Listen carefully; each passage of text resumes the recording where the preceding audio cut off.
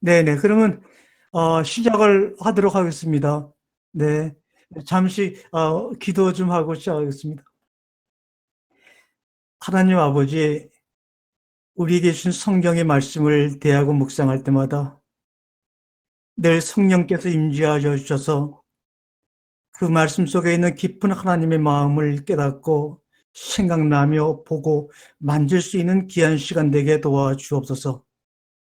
이 말씀을 통하여 하나님을 바로 알고 나 자신이 누군지를 깨달아 아버지 하나님 이 땅 위에 하나님 나라 확장해 나가는 데 귀한 사명 감당하도록 아버지 이 시간 인도해 주옵소서.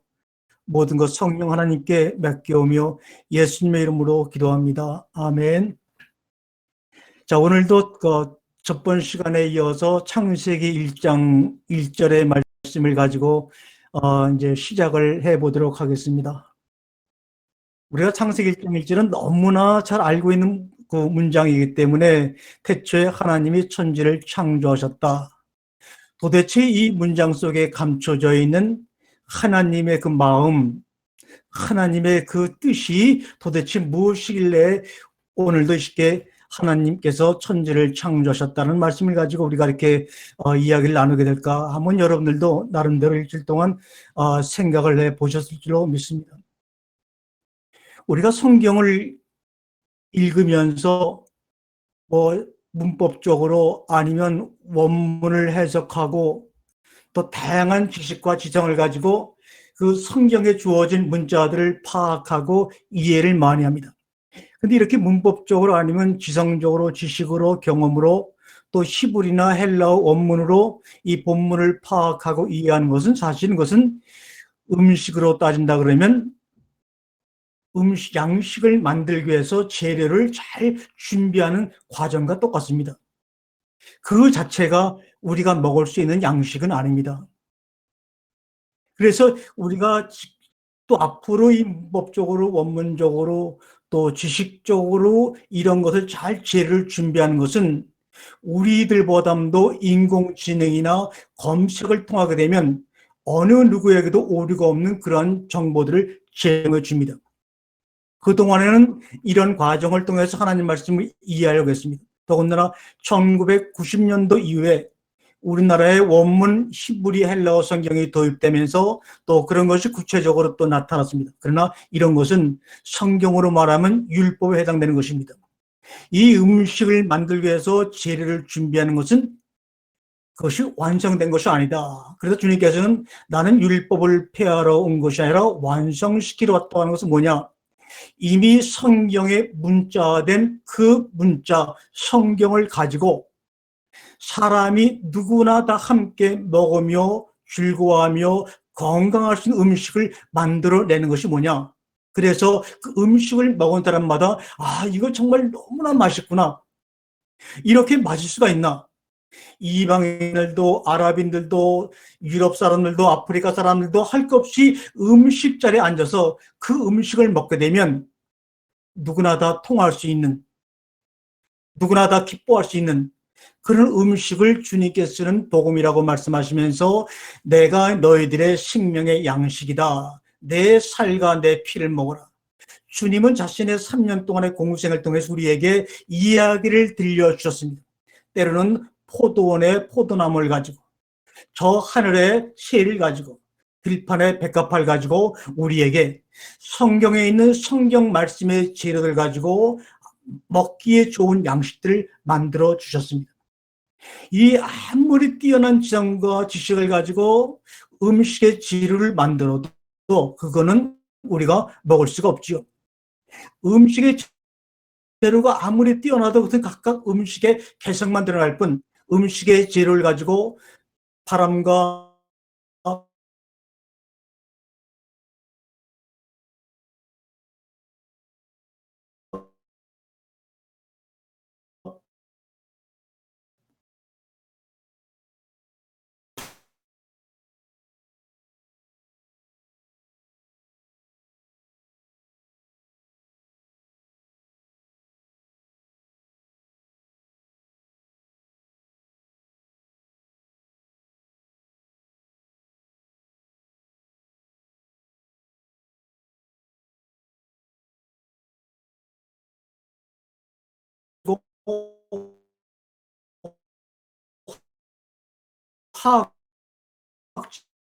화학적인 변화를 일으켜서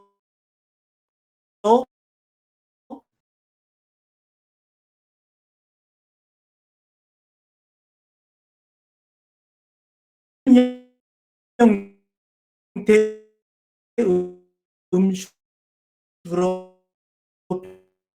변화가 되기 전까지는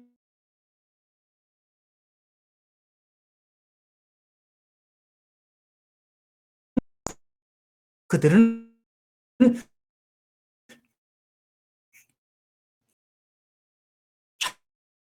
자기의 어떤 노력을 통해서도 하나가 될 수 없습니다. 과거보다 지금 많은 성경의 지식에서 하나님 말씀 하나 되지 못하는 것. 분명히 전하는 하나님을 왜 나다고 고백하지 그 이야기가 여러분과 제가 해드릴 일은 그 준비되어 오신 음식의 재료를 가지고 음식의 재료를 대고 거기다가 쏴서 어떤 완성요 복음입니다. 가르침이 아닙니다. 영혼을 충만케 재료를 나가기 때문에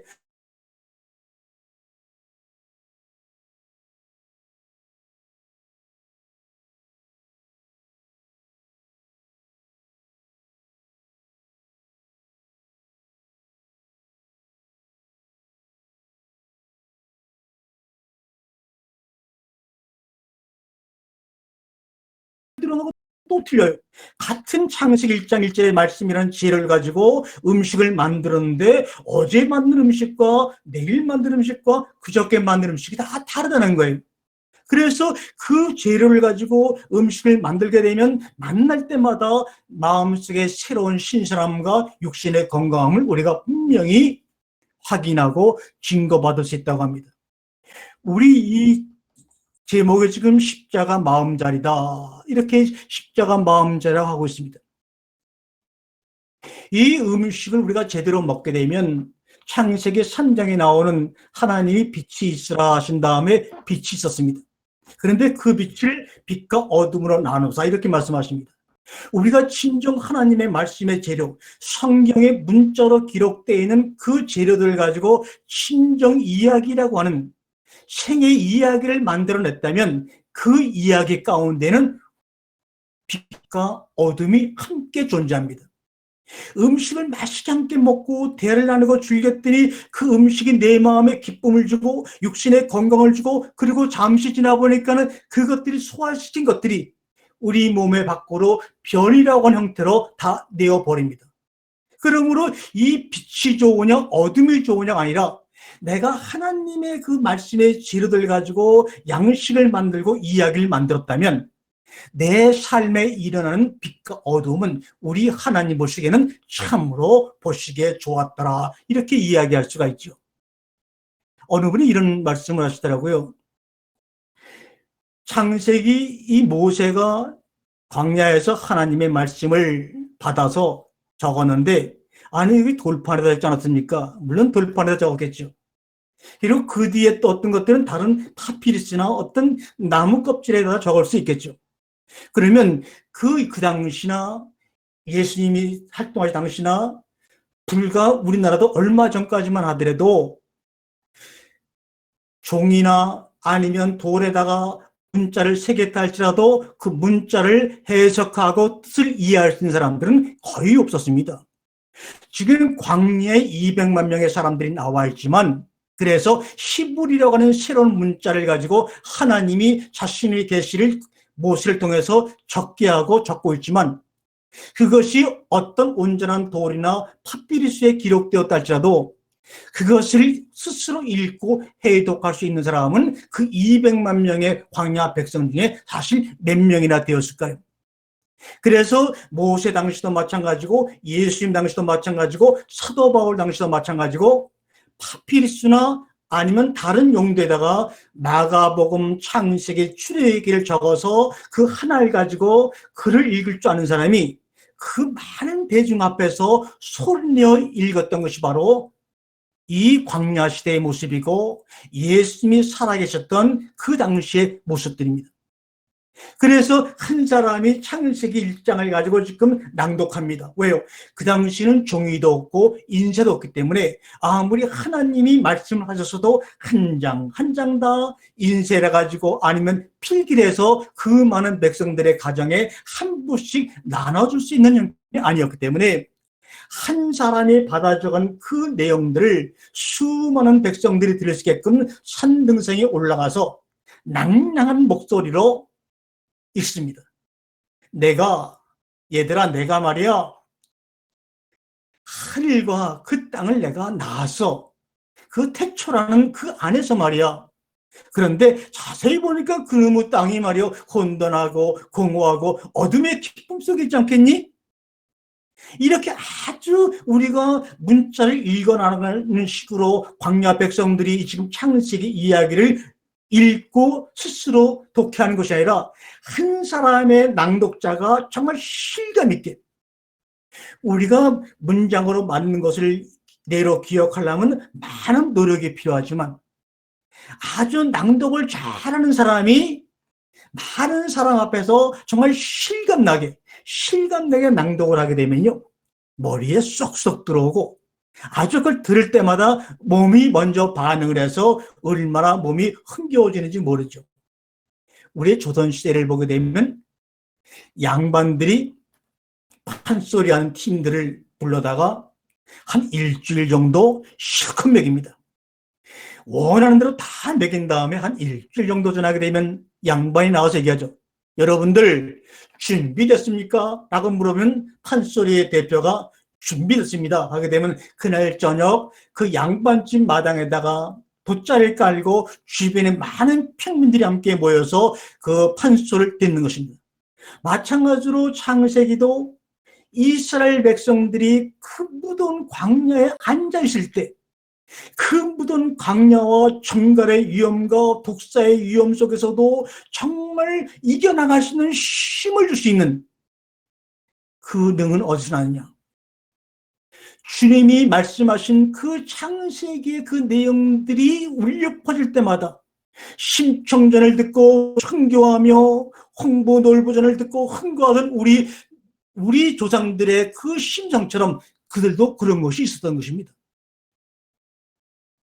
그러므로 마태복음, 마가복음, 누가복음도 마찬가지로 그들에게 책으로 인쇄돼서 잘린 것이 아니라 그 마가가 책을 썼더니 그 책을 쓴 한 장, 파피루스에 기록된 그 한 장의 마가복음을 가지고 이 낭독하는 사람이 전국을 돌면서 많은 사람을 불러놓고 이렇게 판소리 하는 식으로 낭독해 주었던 것입니다.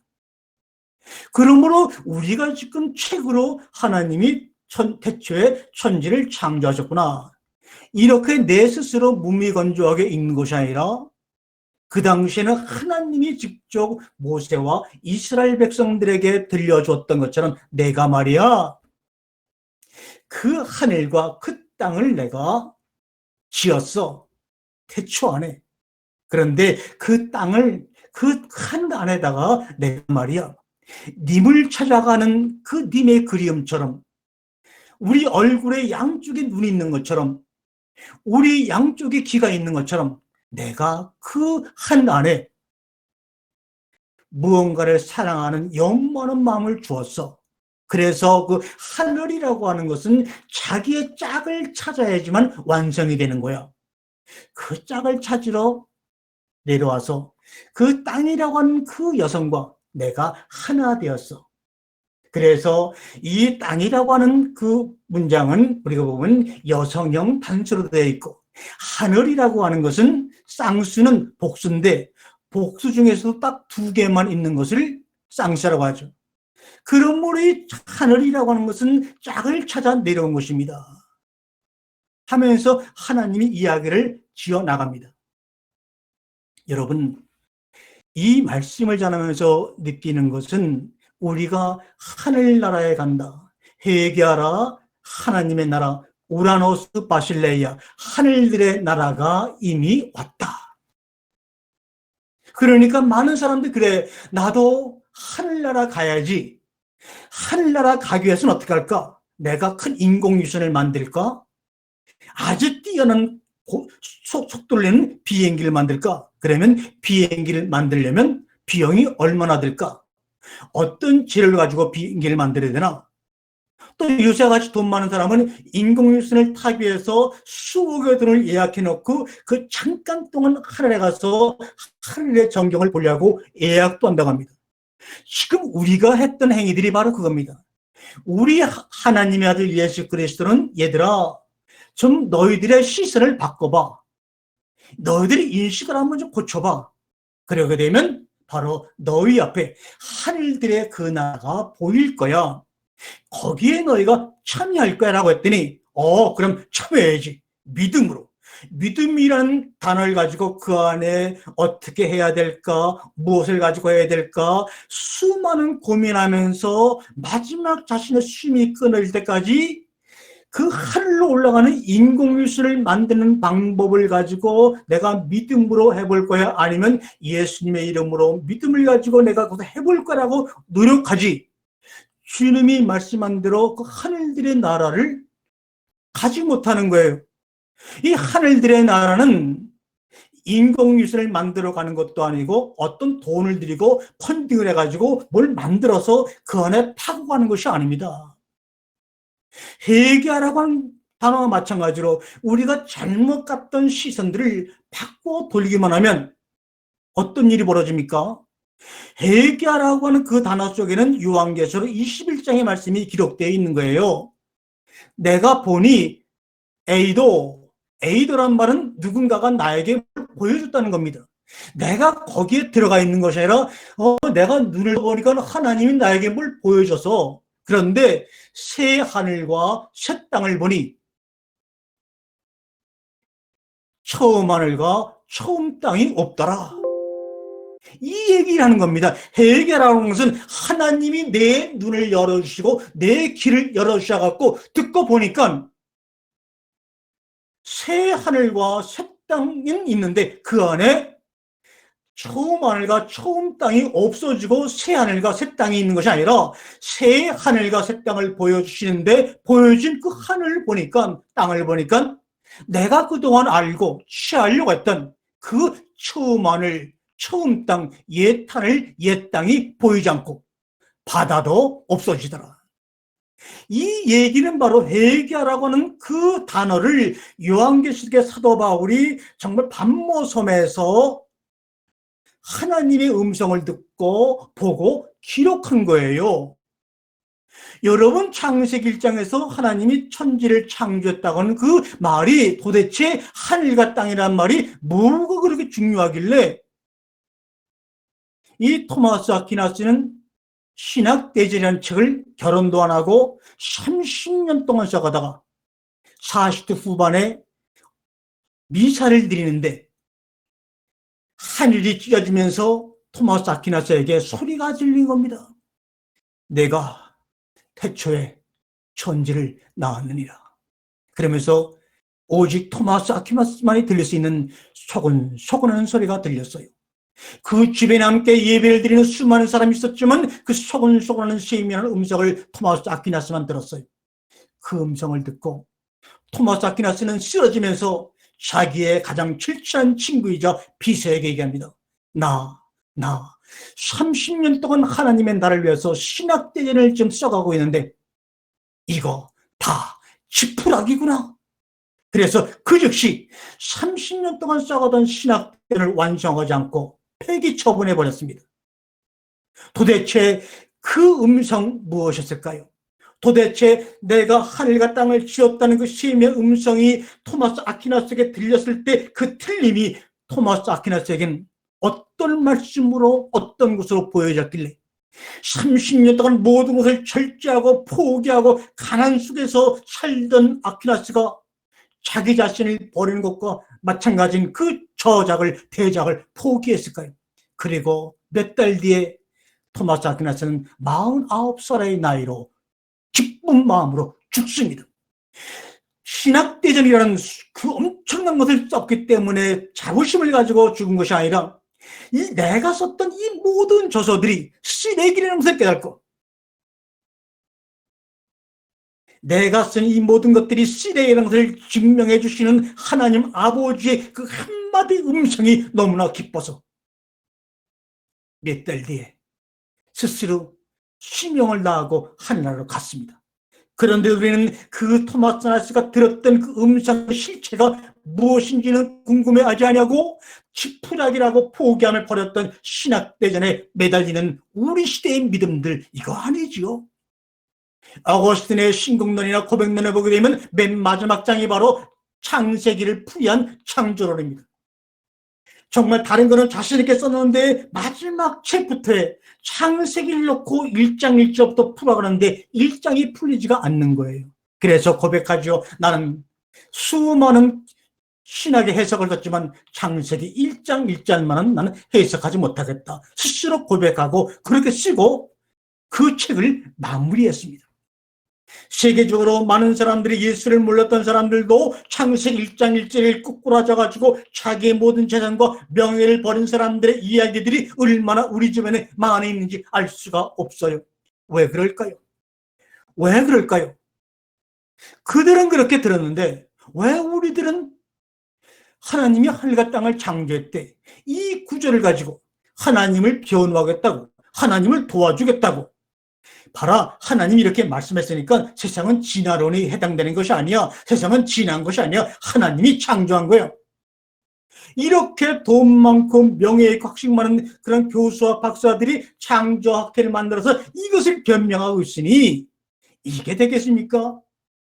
여러분 보세요. 창세기 1장 1절은 기독교인에게 하신 말씀이 아니에요. 무슨 말씀이냐고요? 하나님이 사람을 만들어 놓고 어떤 유대교나 이슬람교나 기독교나 무슨 종교가 생기기 전에 아담에게 말씀하신 것이고 모세를 비롯한 그 광야의 백성들에게 말씀한 거예요. 이 창세기 1장은 하나님이 지으신 이 우주 가운데 모든 피조물과 특별히 그 안에 있는 하나님의 사람들에게 하신 공통된 선언이요 말씀입니다.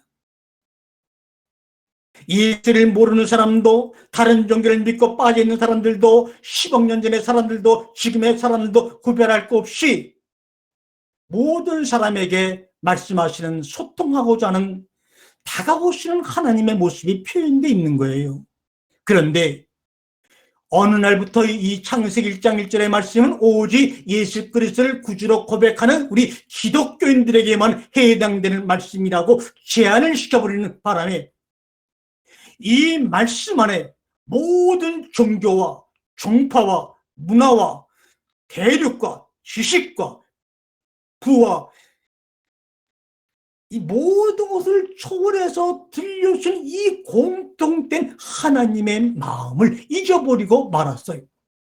하나님의 마음을 잊어버리고 자기 자신의 믿음을 가지고 이 믿음이 하나님을 위하는 양, 하나님을 위해서 못하겠다고, 하나님의 영광을 돌리겠다고 이렇게 매달리고 있는 이 모습들을 볼 때 우리 주님은, 우리 하나님은 눈물을 흘릴 수밖에 없어요. 어찌할꼬 어찌할꼬 어찌할꼬 어찌할꼬. 여러분 성경을 보세요. 다른 모든 것들 하나님이 지으시고 혹은 창조하셨지만 물이라고 하는 것, 마임이라고 하는 것은 하나님이 창조한 적도 없고 지었다는 기록도 없습니다.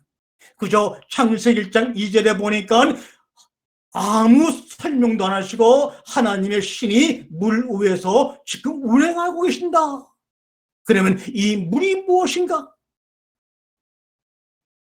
나는 창세기 1장 1절을 온 세계 모든 피조물과 온 세계 모든 사람들에게 공통적으로 한 말인데 너희들은 이것이 너희들만의 말이라고, 너희들만의 말이라고 너희들 스스로 개인의 한계된 믿음을 가지고 이것을 만지고 해석하고 있으니 너희들의 마음 가운데 땅으로 만들어진 너희들이요 사람들이요 그 속에 혼돈이 있을 수밖에 없고 공허가 있을 수밖에 없고 어둠의 깊음이 있을 수밖에 없는 2700년 동안 아담 이후 모세에게 나타나기 2700년 동안 인내하시고 인내하시면서 흘리신 하나님의 그 사랑의 눈물, 안타까움의 눈물, 슬픔의 눈물이 우리 눈에 보기에 물이 되어서 지금 혼돈과 공허와 기품을 감싸고 있는 것이 바로 창세기 1장 2절의 말씀이에요.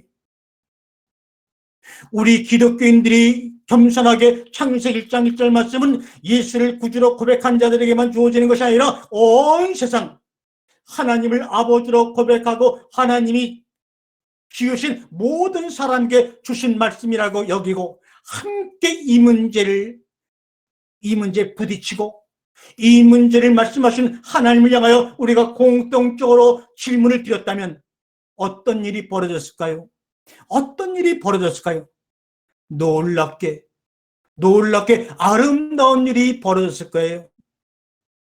이스라엘교를 믿는 사람도 하나님 아버지여 당신이 하늘과 땅을 지었다는데 이거를 통해서 우리에게 무슨 말씀하시려고 합니까? 이 속에 무궁무진한 말씀의 뜻이 숨어져 있기에 모든 종파와 사상과 철학과 운명과 대륙과 사람 간의 그런 그 형태를 초월해서 이 말 한마디로 모든 것을 자신의 마음을 이해하게 하려고 하셨을까? 우리는 거기에 대해서는 신경을 쓰지 않았어요. 하나님은 지금 모세에게 말씀합니다. 원래는 아담에게 말씀하든지 아벨에게 말씀하든지 셋에게 말씀을 되는데 아담이 왜 2700년도 더 지난 시기에 한 모세에게 나타나서 절망과 절망 속에서 인생을 포기하고 미디안 광야에서 장인의 양을 치는 80 먹은 노인 앞에 나타나서 이야기합니다. 그런데 모세를 앞에 나타났을 때 그 뒤에는 200만 명의 사람들이 있었어요.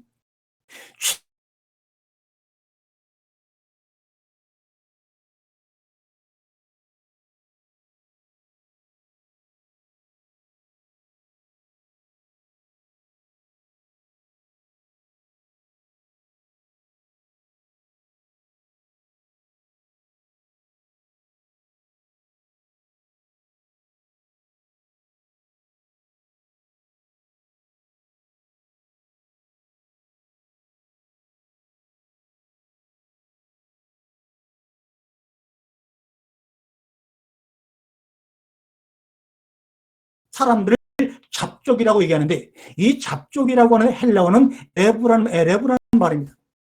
에레브라는 말은 지금도 아라비아 가면 사용하고 있는 단어입니다. 에레브가 뭐냐? 아라비아 사람, 아랍 사람을 에레브라고 하는 겁니다.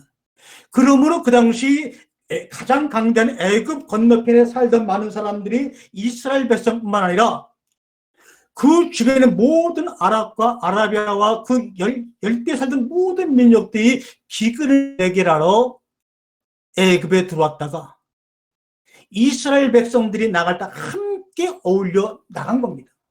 그러므로 지금 이 하나님께서 태초에 천지를 창조했다고 하는 이 말씀을 듣고 있는 시점에는 60만 명의 그 이스라엘 백성만 들은 것이 아니라 함께 따라 나온 에레브, 아랍 사람, 아라비아 사람, 수많은 종족의 사람들이 다 함께 듣고 있는, 다시 말하면 이 땅에 사는 모든 사람들이 어울려서 함께 내가 태초에 천지를 창조했다라고 지금 말씀하는 것을 듣고 있는 겁니다.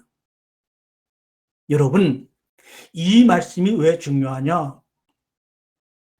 우리가 지금 현대 우리 기독교를 가장 압박하고 도전하는 것이 신천지입니다. 그래서 우리도 신천지를 대항해서 역시 좋은 단어들은 다 가져가니까 우리도 한 멋진 단어를 만들어보자고 노력을 하지만 사실은 기껏 해봤자 새누리, 순수 한국어로 새누리교, 그래서 새누리라는 이단도 생겼고 한나라당 다음에 새누리당도 생겼지만 이 신천지의 약자인 신천지는 도대체 어떻게 만들어졌을까? 장막선제라고 하는 그 장막선제는 바로 요한계시록 21장에 태하늘과 새 땅, 하늘의 장막이 함께 나오는 도대체 어떻게 만들어졌을까? 도대체 그들은 무엇을 새하늘 새 땅이라고 말하고 또 그들이 정말 신천지라는 말을 자신에게 쓴다면 내가 새하늘과 새 땅에서 보니 처음 하늘과 처음 땅이 없어졌더라 했을 때 그들은 과연 새하늘과 새 땅을 무엇이라고 말하고 있는가? 우리는 한번 눈여겨봐야 합니다. 무슨 말이냐?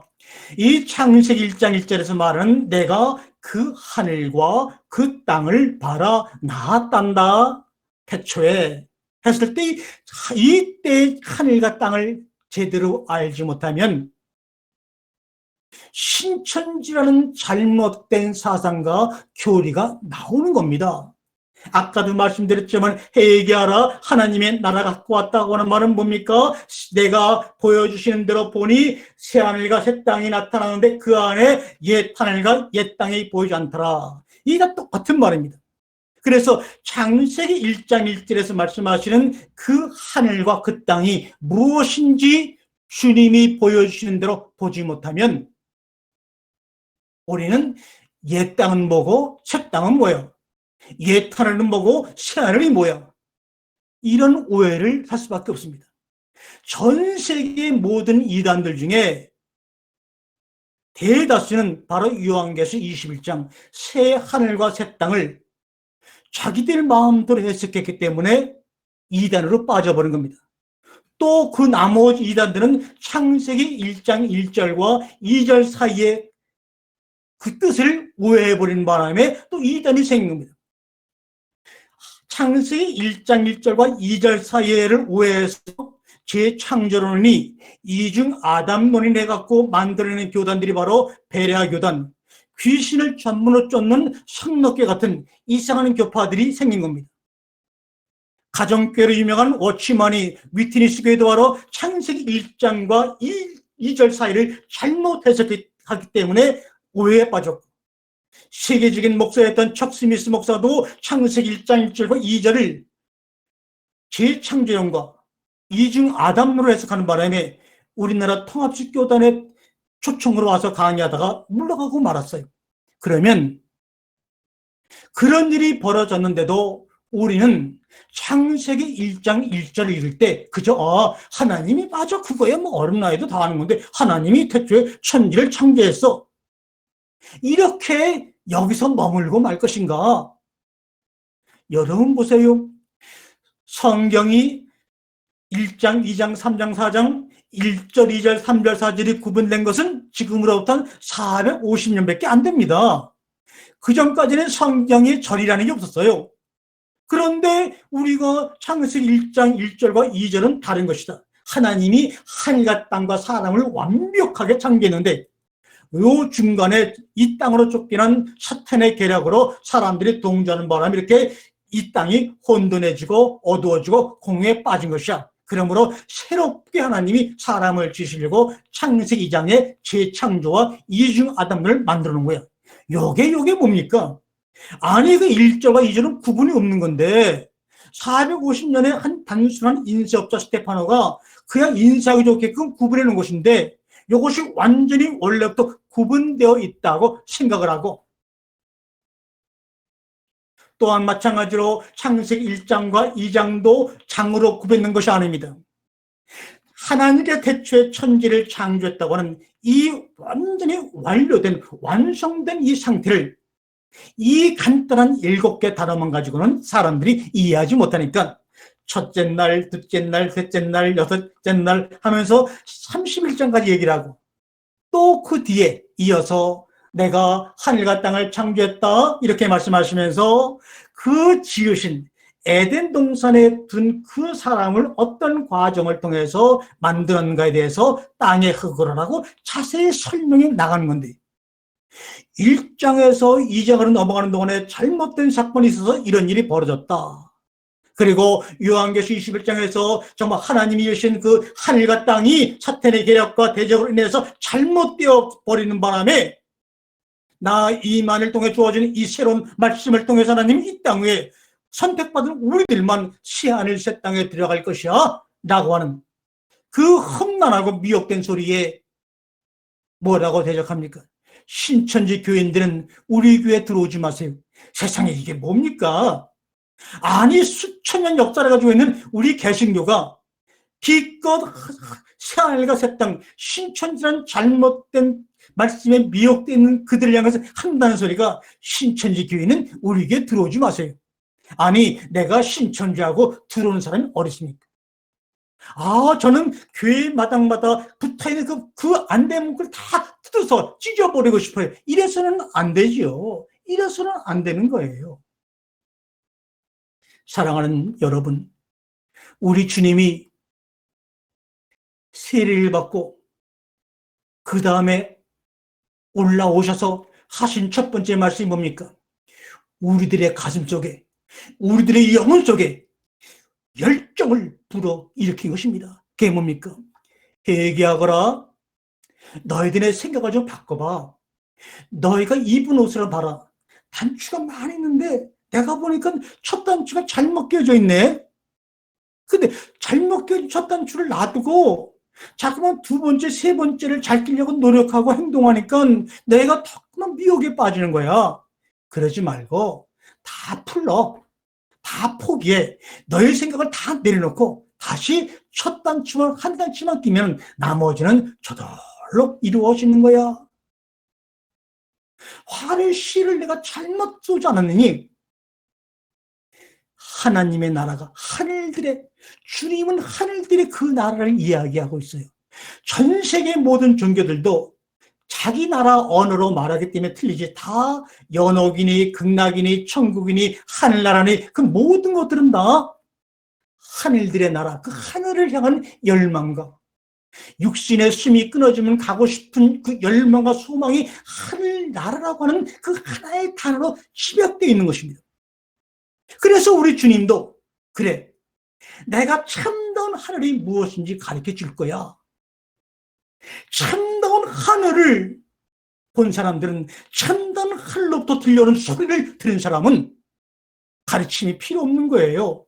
이해가 필요 없는 거예요. 믿음이 필요 없는 거예요. 설득이 필요 없는 거예요. 그냥 그 그림 속에서 내가 보고 만지고 내가 느끼고 아는 거예요.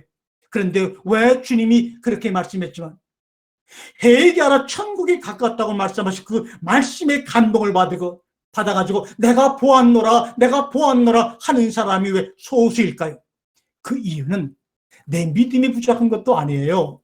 여러분의 가르침이 부족한 것도 아니에요. 주님이 말씀하신 하늘들의 나라, 우라노스라는 우라노스, 하늘이 무엇인지 모르고 있기 때문에 수백 번, 수천 번, 수십 년을 들어도 주님이 말씀하신 하늘나라를 향한 열정 때문에 모든 것을 다 포기해도 감당할 수 있는 기쁨을 우리가 누리지 못하고 있는 거예요. 그러므로 전 세계 알라를 믿던, 부처를 믿던, 무엇을 믿던 상관없이 정말 그들이 알고 있는 하늘들이라는 것이 이렇게 잘못된 거예요. 우리 예수님이, 우리 하나님 아버지가 창세기 1장 1절에 말씀하신 그 하늘과 그 땅은 바로 이런 것이야. 그런데 나는 이런 것인데도 불구하고 이것을 알지 못해서 다른 것을 하늘들이라고 믿고 거기에 가려고 했으니 얼마나 마음이 아프니. 그러면서 주님이 그 모습을 보고 2700년 동안 모세에게 나타나서 정말 글을 써주고 그 글을 애굽의 광야의 많은 사람들이 읽어서 정말 그들의 영혼의 여정을 인도하시려고 하는 하나님의 슬픔이 냇가가 되고 흘러 강이 되고 흘러 바다가 되었습니다. 주님이 흘리신 그 물이 아래로 넘쳐 바다가 되니 그 속에는 누구도 의존하지 않은 바다 생물이 아름답게 저마다의 생명을 향유하고 있었기에 주님이 유일하게 사람에게만 쓰셨던 창조하다는 단어를, 바다의 생물과 큰 물고기를 내가 창조했다라고 말씀하시는 거예요. 사랑하는 여러분, 제가 다음 수요일에 도대체 요한계시록 21장에 말씀하는 새 하늘이 어디고 새 땅이 어디고, 새 하늘과 새 땅을 보니 처음 하늘과 처음 땅이 없어졌다 그러면 처음 있던 하늘과 땅이 잘못되고 타락해서 새 하늘과 새 땅이 만들어지는 것이 아니라는 것을 우리가 에이도라고 하는 단어를 통해서 분명히 알 수가 있어요. 하나님께서 내가 천지를 낳았다는 이 말씀을 듣고 판주리라는 그런 낭독자를 통해서 이 음성을 들었던 수많은 이스라엘 백성들, 광야의 백성들, 수많은 이방 족속들이 그 음성을 듣고 때로는 그 가운데서 귀가 열리고 눈이 보여서 그 천지가 무엇인지, 그 땅이 무엇인지 자신의 언어와 입으로는 설명할 수 없는 그 경지에 들어간 사람이 있었다는 거예요. 더 말씀을 나누기 전에 또 이 창세기 1장 1절에 내가 하늘과 땅을 지었단다. 이것은 하나님이 이것을 지었다고 하는 하나님 자신을 계시하려고 하신 것이 아니죠. 그 말씀하신 하나님을 통해서 내가, 그 말씀을 듣는 내가 누구인지 깨닫는 겁니다. 내가 누군데 저 하나님이 우리 앞에 나타나셔서 그 하늘과 그 땅을 내가 낳았다고 말씀하실까? 내가 누구길래? 이스라엘 백성들이 애굽에서 광야로 탈출하기 전에 멀리 가지 말고 아브라함부터 한번 시작해 볼까요? 아브라함은 시메르 지역에서 살던 사람들입니다. 시메르의 우르에서 살던 사람입니다. 바로 구 바벨론의 수도죠. 거기서 이 아브라함이라는 이름은 무슨 말이냐? 제사장을 이름할 때 아브라함이라는 칭호를 준 것입니다. 그러므로 아브라함이라고 할 때는 그 가정이 제사장의 가문입니다. 어떤 제사장이냐? 하나님을 엘로힘을 달이라고 여기고 달의 형상을 만드는 신전의 제사장이었습니다. 그리고 그의 부인은 이름은 여러분이 아시다시피 사라이입니다. 이 사라이라는 말은 뭐 영이다 순자다 그런 이름이 아니라 그 당시 왕족 중에서 공주를 일컬을 때 사라이라는 말을 쓴 것입니다. 그러므로 사라이는 바로 그 당시 시메르 왕국의 공주입니다. 그러므로 아브라함의 가문은 세상적인 왕족과 신을 섬기는 신족이 함께 뭉친 어마어마한 로얄 패밀리입니다. 여러분에게 한번 이야기를 드려볼까요? 어느 날 아브라함이 이제 가나안 땅에 들어와서 살다가 들어온 지 얼마 안 돼갖고 그 가나안 땅에 아주 기근이 들었어요. 그래서 먹을 것을 찾다 노력하다가 노력하지 못하고 여러분이 아저씨 어디로 갑니까? 애굽으로 내려가지요. 애굽으로 내려가는데 이미 아브라함도 70이 넘었고 사라도 정말 노령의 나이인데 그 당시 서양기술도 없고 화장품도 없는데 아이 나이가 60이 넘고 70이 됐으면 아무리 봐도 쭈택망탕이죠. 그런데 비록 왜 애굽의 왕이 사라가 내려왔다는 그 가나안에서 어떤 여인이 내려왔다는 소식을 듣고 그렇게 아브라함의 아내, 아브라함은 그 아내를 누이라고 속였지만 그 누이라고 여긴 그 여인을 자기 부인으로 삼으려고 그랬을까요? 이거는 믿음으로 볼 얘기가 아닙니다. 그들이 낯선 사람들이 애굽 땅에 들어오니까 그 애굽주의를 그런 돌던 정찰병과 많은 사람들이 사라이라고 하는 여인의 이름을 들었습니다. 사라이? 이거 시메르 지역의 왕족 공주 아니야? 그 아브라함과 사라이가 애굽 땅에 음식을 구하러 들어갈 때 애굽의 상태는 아주 미개국입니다. 아브라함이 살던 수메르에 비하면 아주 그냥 직급으로 말하면 미국과 하다못해 필리핀 정도 됐을까요? 그래서 애굽 왕의 생각 속에 이게 좋다. 내가 이게 내가 동경하는 수메르 제국의 공주하고 내가 결혼만 한다면 나보다 20살이 많아도 10살이 많아도 그게 무슨 상관이야. 결혼만 한다면 내 신분도 우리나라의 국력도 한층 올라갈 거야 라는 생각으로 그렇게 무섭게 그 여인을 아내로 취했던 것입니다. 그러나 결국은 취하지 못하고 아브라함의 아내를 아브라함의 손자 알고 내어보낼 때 수많은 금은 보화를 주어 내보냈죠. 왜요? 이 사람들이 자기네 나라의 왕족인데 왕족을 이렇게 대하고 섭섭하게 대하게 되면 훗날에 무슨 일이 생길지 알고 금은 보화를 안겨서 아브라함을 내어보낸 것이지 물론 그 이면에는 하나님의 인도가 있겠지만 역사적인 사실은 바로 이렇습니다. 그런 아브라함이 하란이라는 곳으로 가서 아버지 데려와 거주하다가, 이 하란이라고 하는 것은 뭡니까? 히타이트 문명의, 히타이트라는 국가의 수도입니다. 히타이트라고 하는 나라는 세계 최초로 철기 문화를 만들어낸, 철로 무기를 만들어낸 아주 그 당시 최대 강대국입니다. 수메르 땅에 국가가 세전해지고 점점 나라의 기운이 길어지니까 달을 섬기면서 그 나라 왕조로 살던 그 가정이 이제는 그보다 더 뛰어난, 더 왕성한 신이 있는 그 나라 하란으로 가서 있다가 가나안을 거쳐서 애굽에 살다가 결국은 430년이라고 하는 그런 종살이 끝에 지금 광야로 나와서 하나님의 음성을 듣고 있는 것입니다. 우리가 많은 것을 왜 지금 알면서도 회개하라 천국이 가까웠다고 하는 그 하나님의 아들 예수의 말씀에 우리 모두가 하나가 되지 못하느냐? 이 목사님이 생각하는 하늘, 저 목사님이 생각하는 하늘, 제가 생각하는 하늘이 만약에 다 다르다면 알라를 믿는 사람들의 하늘, 기독교 믿는 사람들의 하늘, 동방 종교 믿는 사람들의 하늘, 카톨릭 믿는 사람들의 하늘, 힌두교 믿는 사람들의 하늘, 불교 믿는 사람의 하늘이 다 다르다면 노력하면 노력할수록, 하나가 되려고 노력하면 노력할수록 이 땅에는 논쟁과 분열과 가난과 전쟁만이 성행할 뿐입니다. 그럼 문제는 뭐냐? 다른 거 없죠. 내가 태초에 그 하늘과 그 땅을 창조했다고 하는 그 하늘, 그 하늘이 뭐냐 하는 것을 우리가 깨닫게 되면 그 깨달음으로 인해서 내 속에 보여지는 하늘나라의 그 환상과 상상이 나의 남은 생애를 모든 것 다 포기해서도 당신과 내가 하나 되고 하나됨을 고백하는데 방해되는 것이다 그러면 나는 다 버릴 거라는 버림의 결단 속에서 그 사람 속으로 들어가는 소금이 되는 거죠. 음식물 속에 소금이 들어가면 맛을 내지만 소금 속에 음식물이 들어가면 그 음식은 버려지는 것 아니겠습니까? 그래서 우리 보러 너희는 세상의 소금이야.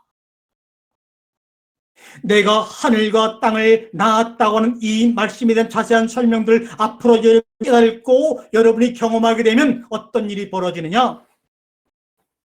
창세기 1장 1절의 말씀은 창세기 2장 15절, 16절, 10절의 말씀에 해답이 되는 겁니다. 너희가 선악을 아는 열매를 먹으면 죽고 죽으리라. 이 선악을 아는 열매를 먹으면 죽고 죽으리라고 하는 것은 이론적으로 설명할 수 있는 것이 아니에요. 문법적으로 설명할 수 있는 것이 아니에요. 히브리어로 풀 수 있는 것이 아니에요.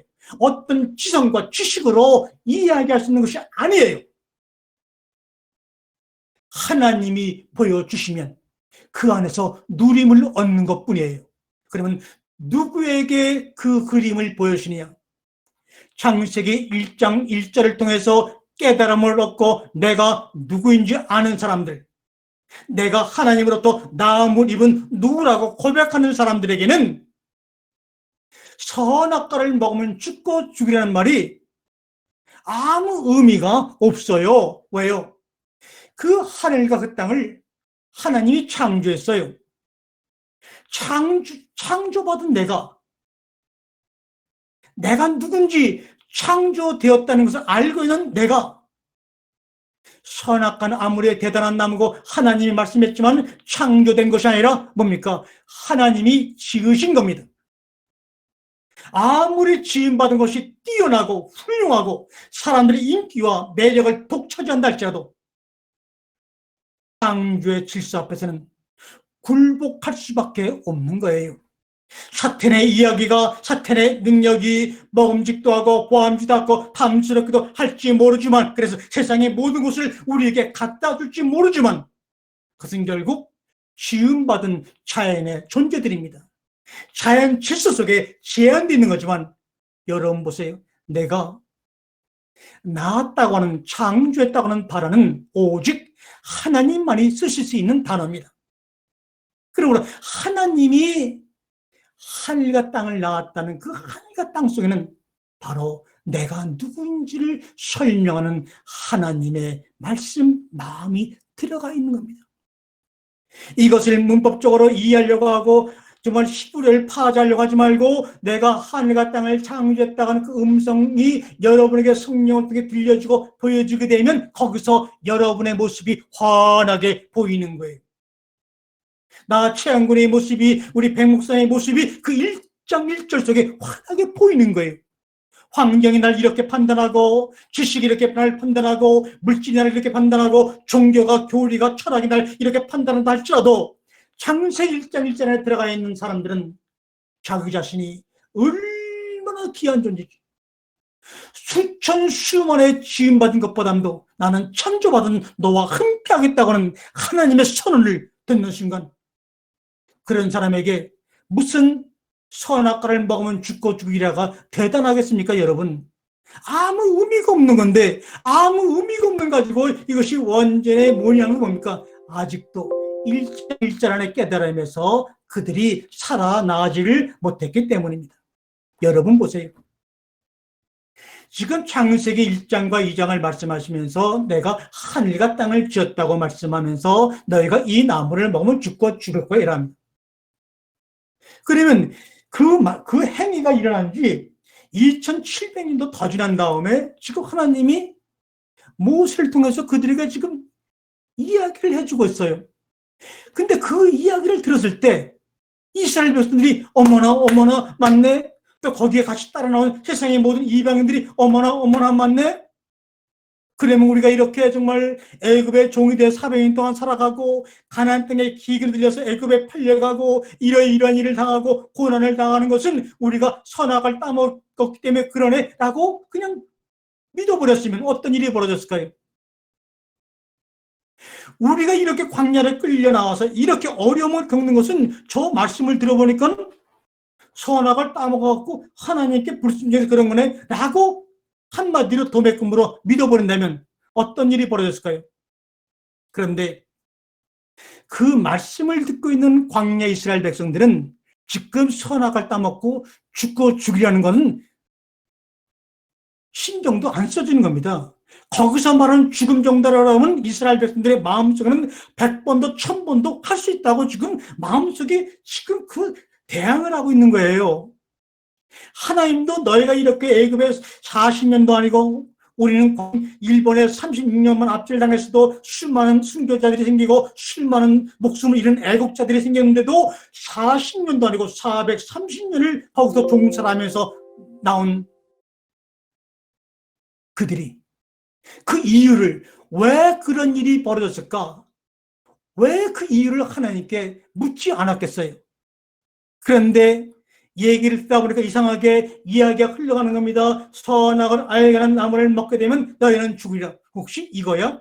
그러나 하나님이 그렇다고 말씀하셨으면 그들이 믿고 그래 그러면 이제는 선악과가 무엇인지 모르지만 이 하나님 주신 말씀 우리에게 들려진 이 말씀 내가 듣고 순종해야지 라고 했겠지만 하나님도 그들의 그런 질문에 마음속에 의구심에 한마디도 이야기하지를 않았어요. 여러분 한번 질문을 드려볼게요. 이스라엘 백성들이 애굽에서 430년을 좀 종살이하고 있는데 하나님이 입이 둔한 모세와 아론을 보내서 그들을 애굽에서 데리고 나오려고 그러는데 그 당시 여러분 애굽의 총 인구가 역사적인 문헌의 기록에 보면 두 가지로 나옵니다. 애굽 나라의 전체 인구수가 500만 명이라고 하는 역사학자도 있고 300만 명이 좀 넘을 것이라는 학자도 있습니다.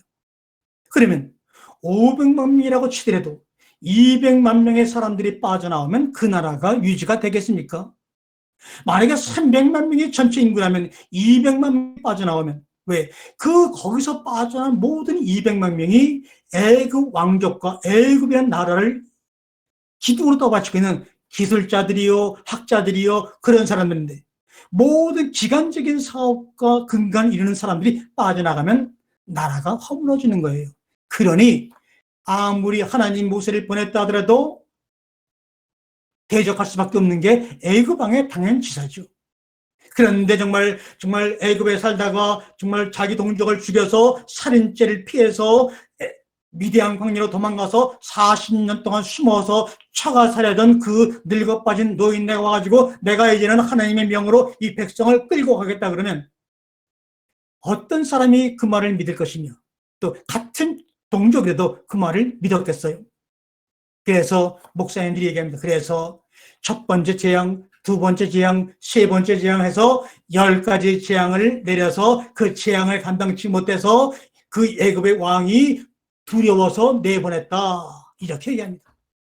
여러분, 과연 애굽의 왕이 그 재앙을 보고 두려워서 빨리 떠나라 그렇게 문맥에 나오지만 과연 그것이 100%의 진실일까요?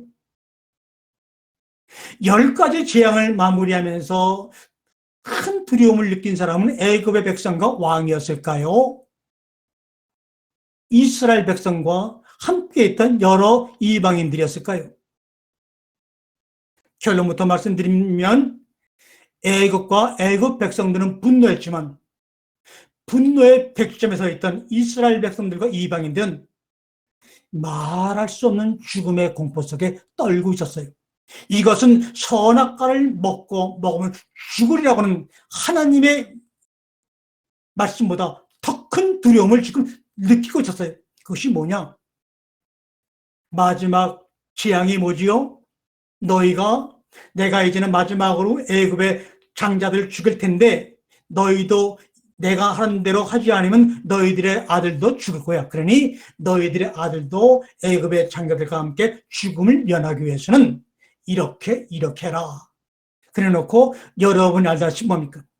양을 당장 죽이는 것이 아니라 양을 우리에 가둬서 한참을 놔뒀다가 다시 그 양을 꺼내서 목을 쳐서 피를 내고 피를 다 뽑은 다음에 온 천지에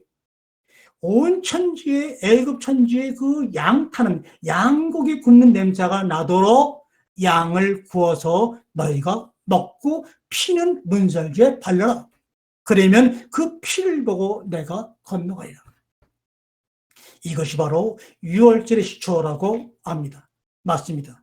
유월절이라는 것이 다른 의미가 있는 것이 아닙니까? 패스오버, 넘어간다는 뜻이에요. 넘어간다는 뜻에다가 신앙과 믿음을 강력하게 부여하니까 하나의 신앙과 춤을 이어버리고 말았어요. 그러면 이 마지막 사건이 얼떨결에 첫 번째서부터 9번째까지 정말 하나님의 기적을 보니까 엄청난데, 그래서 저 정도 기적을 베푸는 사람이라는 사람의 말이라면 한번 따라볼까 하고 자기들도 모르게 얼떨결에 10번째 재앙을 막는 그 행위로서 얼떨결에 양을 우리에 가두고 양의 목을 치고 양의 피를 빼서 구워 먹었습니다. 그게 무슨 말입니까?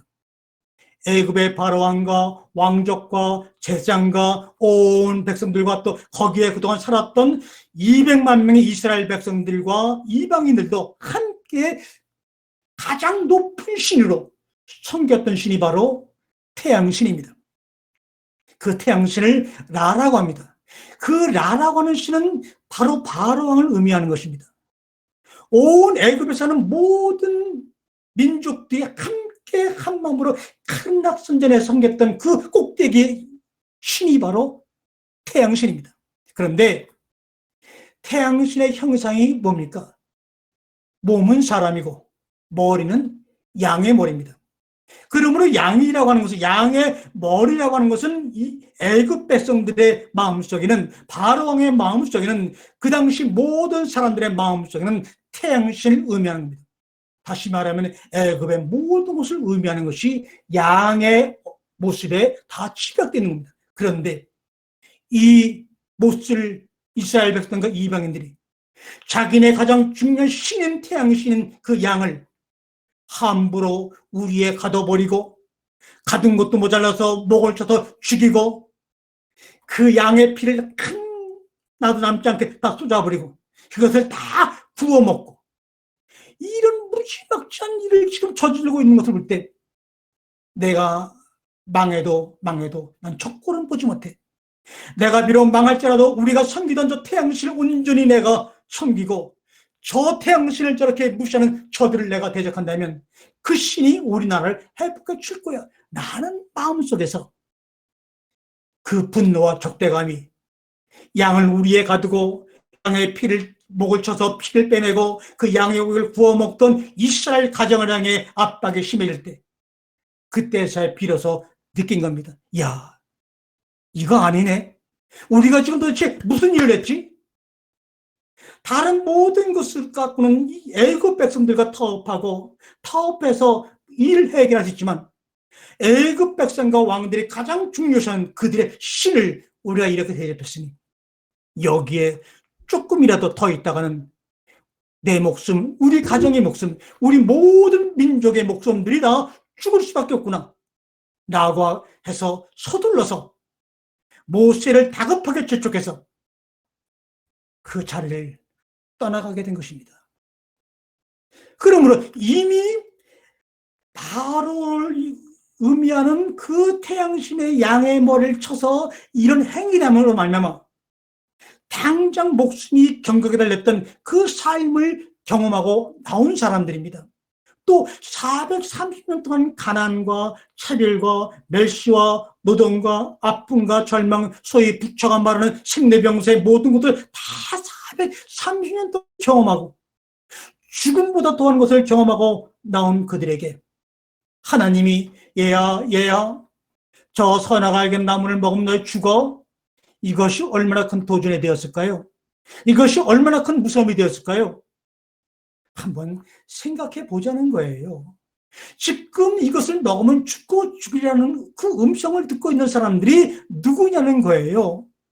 바로 광야 이스라엘 백성들이고 저와 여러분 아니겠어요?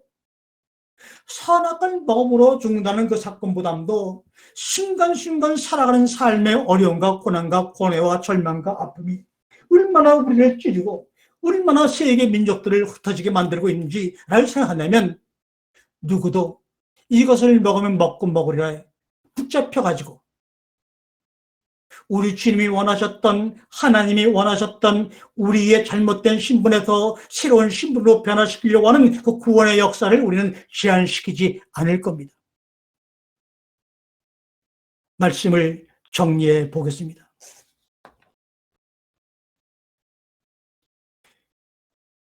옛날 오래전에 부처가 정말 이 땅에 수천 년, 수백 년 살면서 종교를 불문하고 신분을 불문하고 학력을 불문하고 같은 고뇌를 당하고 생리병사 속에서 날마다 때로는 죽지 못해 사는 많은 인생들을 향하여 얘기하는 가운데서 수많은 말을 해서 그것을 모아보니까 우리나라에서는 8만 대장경이라고 하는 엄청 무시무시한 아마 웬만한 스님들도 그 8만 대장경을 읽어본 사람이 없을 것입니다. 더군다나 한글도 아니고 그 옛날 고체 한문으로 쓴 것을 무슨 수를 읽고 해석을 하겠습니까? 그래서 그 부처님의 그 수많은 그 엄청난 분량의 이야기들을 사람들이 읽을 수도 없고 전할 수도 없으니까 어느 알지 못한 한 사람이 그 수많은 그런 인간들의 생리병사의 이야기와 거기서 해탈하는 그 이야기를 260자라는 글자로 요약해서 여러분의 잘 아는 반야신경을 만들어 내었어요. 그런데 히브리 문학과 히브리 글은 가장 중요한 단어, 가장 중요한 결론적인 내용들을 항상 문장 앞에다가 씁니다. 그래서 성경 66권의 결론, 내가 태초에 하나님을 창조했다는 결론이 모든 것들을 한마디로 아우르는 겁니다. 그래서 팔망대전경을 몰라도 260글째 반야신기를 알게 되면 그 팔망대전경을 다 이해하고 그 나라에 들어가는 것처럼 66권을 통해서 주어지는 수많은 서신서와 복음서와 계시록과 역사서와 그 모든 것들을 완성을 시킨 7개의 단어, 베레시트 바라 엘로임 옙 화셴만 옙 하레치, 여기에 다 들어가 있는 겁니다. 그런데 260자로 요약을 하다가도 도저히 이렇게 갖고 안 되니까 우린 동양권에서는 가장 중요한 것을 히브리 사람처럼 앞에다 놓는 것이 아니라 맨 마지막 문장에다가 놓고 이것을 이해하면 앞에 글들도 이해될 거야 라고 하면서 마지막 글을 이렇게 마무리하죠. 까떼 까떼 빠라 쌍까떼 모드이 스바하. 까떼, 이건 우리나라 말로 아재 파라아재죠. 까떼 건너가라. 빠라 까떼, 깨달음의 꽃으로 건너가라. 빠라 쌍까떼, 깨달음의 꽃으로 완전히 건너가라. 그러면서 모두이 깨달았네. 씨바 만세 만만세, 이런 말입니다. 너희는 깨달음의 세계 저 하늘로 올라가라. 저 깨달음의 하늘로 올라가라. 완전히 올라가라. 내가 올라갔네. 스바.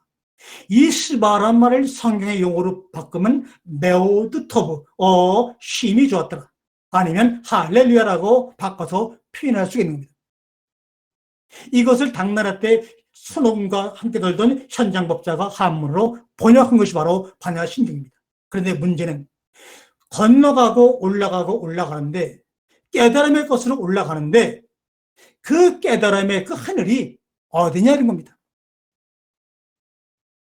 이 번뇌 땅에서 내가 그 깨달음의 하늘로 올라가는데 그 하늘이라는 것이 무엇이냐는 겁니다. 근데 그 하늘이 무엇인지는 부처도 수많은 고승들도 이야기하지 않고 각자 깨달아 해탈하세요, 이렇게 하고 반야신경은 끝이 납니다.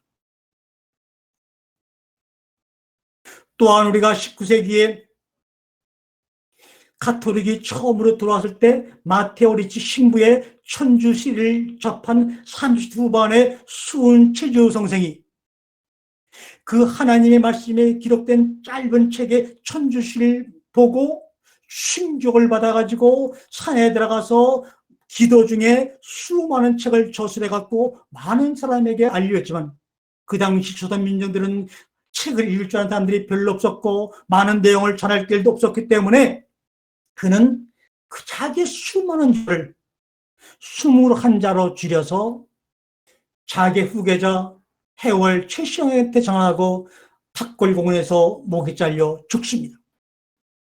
그 21자의 첫 번째 그림은 뭡니까? 시천주. 하나님이 내 안에 계시네. 신천지니 장박선진이니 베레아들이니 다 마찬가지로 하늘을 가려고 하는데, 하나님이 내 안에 계시다는 그 하나님은 어디에 계신 분인가? 올라가라 깨달음의 곳으로 올라가라고 하는 그 어느 깨달음 가진 사람들, 그 하늘은 어느 것인가? 그것 하나만 깨달을 수 있다면, 우리가 다음 시간에 그것 하나만 깨달아 알 수 있다면, 주님이 창세기 1장 1절에서 말씀하시는 그 하늘과 그 땅과 내가 그동안 하나님을 믿는다고 하면서 내가 믿고 정말 가기를 원했던 그 하늘과 그 땅은 너무나 천지 차이네. 그거는 소위 하늘과 땅 사이네. 나는 깨달음이 있게 되면 그 깨달음 속에서 여러분의 자신의 모습을 확실하게, 자신이 나는 이렇다고 믿어지는 것이 아니라 세상의 두 쪽이 나도 변하지 않는 내 정체성, 당독자 하나님 옆에 서 있는 내 자신의 모습을 보고 그 안에서 떨어져 신기는 씨앗을 바라보면서 그 씨앗이 떨어져 살려고 노력하지 않고 죽고 죽음으로 말미암아 다시 솟아나는 열매의 씨가지 나무가 되어서 우리의 양식이 되어가는 그 죽고 죽으리라고 하는 그 아름다운 이야기들이 여러분 속에서 일어날 것입니다. 그래서 하나님은 이 코로나 시대를 당해서 우리에게 마지막 하나님의 역사가 일어날 기회를 허락해 주셨어요. 종교개혁이 일어난 것은 15세기 시작입니다. 패스트가 대유행으로 유럽의 인구가 3분의 1이 죽고 5천만 명 이상이 죽어가는 그 패스트 대유행 속에서 종교개혁이 일어나고, 그때 인쇄업이 발달된 인쇄업을 통해서 개혁의 내용들이 온 사회에 번짐으로 말미암아 날마다 집 바깥에 나가면 패스트로 죽어가는 그 죽음의 목격 속에서도 가톨릭에서 벗어나 새로운 개신교가 만들어진 일이 바로 패스트의 페니 상태 속에서 일어났습니다.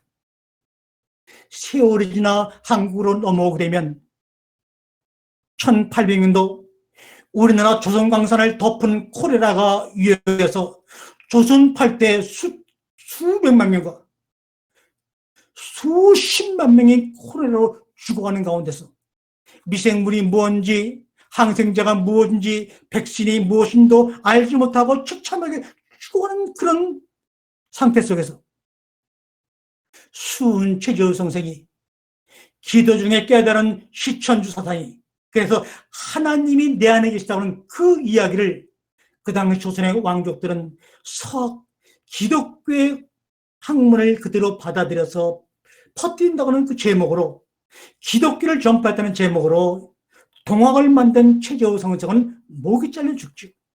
콜레라로 수많은 사람이 죽어가는데도 불구하고 그 동학을 하는 그 사람들, 시천주를 외치는 그 사람들한테 들어오게 되면 그 사람들의 청결하고 절제된 생활 때문에 콜레라가 유행되지 아니하고 번지지 아니하니까 벌떼처럼 어디서 고침받지 못하는 사람들이 동학의 그 무리 안에 공동체에 들어와서 하나님이 내 안에 계시네, 어떤 설명과 어떤 논리와 어떤 가르침과 이거 동학 믿으세요 한 적이 없어요. 우리 함께 동학하세요. 예수 믿으세요 아니라 우리 함께 그 나라 가세요. 우리 함께 하나님이 내 안에 계시다네. 그러다가 100년이 지난 20세기 1919년에는 여러분이 잘 아는 대로 3.1 만세 운동이 일어났습니다. 그때도 코로나 유행보다도 더 심심한 바이러스, 스페인 독감이 유럽을 거쳐가지고 조선에 들어왔습니다. 스페인 독감으로 당시 1600만 명밖에 안 되는 조선 인구 중에서 통계적으로 잡힌 사망자 인구만 14만 명이에요. 스페인 독감에 걸린 사람은 수백만 명으로 바깥에만 나가면 공교중에 전면되는 그 독감으로 인해 죽을 수밖에 없는 공포와 죽음 속에서 불교, 기독교, 천도교 모든 종교가 하나의 진리 안에서, 하나의 이념 안에서 모든 백성들이 양만과 쌍민을 초래해서 하나가 되어서 태극을 들고 50만 명 이상이 대한독립만세, 마드시스바 메우드 토브 외쳤던 그 일이 바로 100년 전의 일입니다. 미물보다 작고 컴퓨터 현미경으로 봐도 볼 수 없는 그 작은 미생물이 종교개혁을 일으켰고, 그 미생물이 동학을 일으켰고, 그 미생물이 삼일영신을 통해서 그 미생물의 두려움이 삼일영신을 막지 못했던 것이다. 2,000명이 넘는 사람이 사망하고 수만 명이 확진 걸려 서로 만나길 두려워하고 만나서 예배를 드리지 못하고 서로 비대면으로 지금 진행될 수밖에 없는 이 코로나 시대 속에서 하나님은 또한 어떤 창조를, 어떤 새하늘 새 땅을 보여주려고 하시는지, 이런 팬데믹 상황이 아니면 처음 땅과 처음 하늘을 초월해서 내가 너희에게 보여주고자 하는 창세기 1장 1절에 새로운 땅과 새로운 하늘을 볼 기회가 없을 거예요 라고 하시면서 여러분과 저에게 다음 시간을 통해서 그 신천지가 외치는 새하늘이 무엇인지, 그래서 그들이 얼마나 잘못된 새하늘, 성경에서 말하는 처음 땅을 새하늘이라고 우기면서 믿고 있는 그들, 새 땅을, 처음 땅을 새 땅이라고 믿고 있면서 신천지를 만들어서 많은 사람을 미혹하면서 지금도 하고 있는 그들, 그런데도 처음 땅과 처음 하늘만 보더라도 그것을 본 것만 감격해서 그렇게 난리를 떠는데, 3.1영시 때 스페인 독감을 이기고 19세기 때 코로나를 이기고 동학을 만들고 종교개혁을 만들고 개신교가 부흥하는 그런 역사가 이루어졌던 것처럼 하나님은 변두리를 통해서 눈에 보이지 않는 그 미물을 통해서 미물 중에 미물을 통해서 코레라를 통해서 카톨릭이 우리나라 들어왔어요.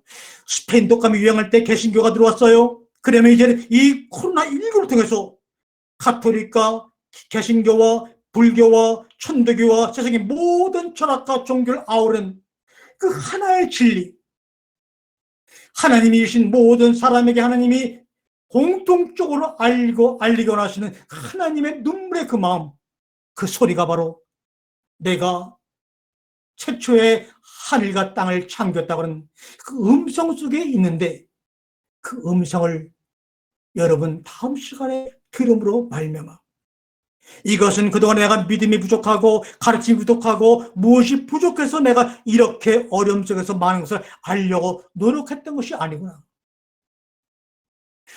죽고 죽으려 하는 것은 내가 그 하나님 앞에 단독자로 서서 내가 천지를 창조했다고 말씀하신 하나님의 음성 앞에 내가 누군지 아는 사람에게만 보여지고 열려지는 축복이라는 것을 우리는 알아야 합니다. 많은 사람들이 죽음의 문제 때문에 내가 누구인가 철학을 만들었고 심리학을 만들었고 의학을 만들었고 바이노사를 만들었고 많은 과학을 만들어냈지만, 그러나 결코 죽고 죽으려 하는 수많은 죽음의 상태를 넘어서 광야로 넘어온 그 이스라엘 백성들과 여러 이방인들이 느끼는 그 죽음을, 석가가 고메남의 해탈이 원했던 그 인생의 죽음과 생로병사를 어떤 깨달음과 묵상과 도를 통해서 되는 것이 아니라 바로 창세기 1장을 통해서 새 하늘과 새 땅, 그것은 요한계시록에 말한 대로 내가 A도 내가 새 하늘과 새 땅을 보니 이라는 본의의 수준이 아니라 이제 여러분과 저는 예수님의 십자가의 죽음을 통해서 성령 그리스도가 우리에게 왔기 때문에 그분은 우리를 보여주는 것이 아니라 그 새하늘 새 땅을 우리가 끌고 들어가실 것입니다. 그리고 그 안에 들어가기 위해서는 여러분을 이렇다라고 했던 여러분의 역할과 여러분의 눈에 보이는 모든 것들을 하루바삐 일어나야 되겠구나.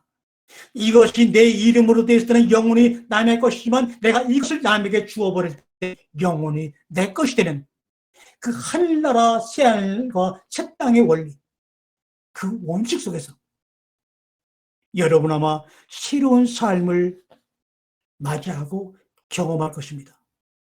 이제는 시간이 지났기 때문에 일단 내용이 남아있더라도 여기서 마치도록 하겠습니다. 네, 여러분 혹시 의문이 있거나 잘못된 내용이 있거나 아니면 궁금하신 거 있으면 말씀해 주세요.